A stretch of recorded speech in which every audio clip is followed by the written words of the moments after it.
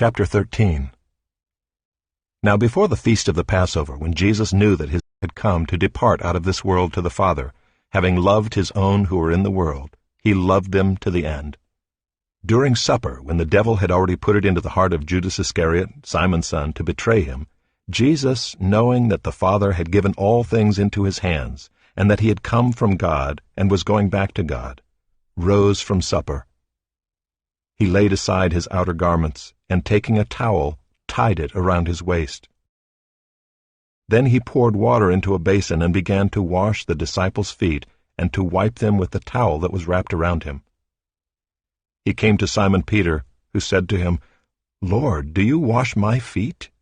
Jesus answered him, "What I am doing you do not understand now, but afterward you will understand." Peter said to him, "You shall never wash my feet." Jesus answered him, "If I do not wash you, you have no share with me." Simon Peter said to him, "Lord, not my feet only, but also my hands and my head."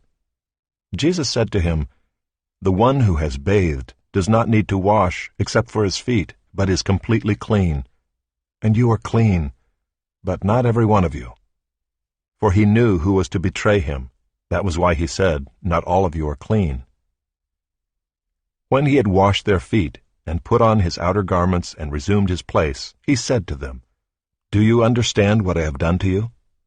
You call me teacher and Lord, and you are right, for so I am. If I then, your Lord and teacher, have washed your feet, you also ought to wash one another's feet. For I have given you an example that you also should do just as I have done to you. Truly, truly, I say to you, a servant is not greater than his master, nor is a messenger greater than the one who sent him. If you know these things, blessed are you if you do them. I am not speaking of all of you. I know whom I have chosen, but the scripture will be fulfilled, 'He who ate my bread has lifted his heel against me.' I am telling you this now, before it takes place, that when it does take place, you may believe that I am he. Truly, truly, I say to you, whoever receives the one I send receives me, and whoever receives me receives the one who sent me." After saying these things, Jesus was troubled in his spirit and testified, "Truly, truly, I say to you, one of you will betray me."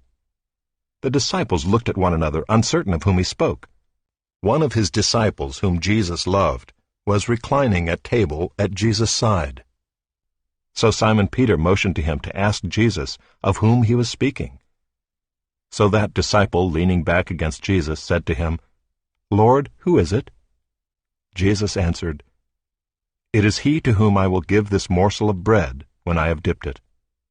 So when he had dipped the morsel, he gave it to Judas, the son of Simon Iscariot. Then after he had taken the morsel, Satan entered into him. Jesus said to him, "What you are going to do, do quickly." Now no one at the table knew why he said this to him. Some thought that because Judas had the money bag, Jesus was telling him, "Buy what we need for the feast," or that he should give something to the poor. So after receiving the morsel of bread, he immediately went out, and it was night.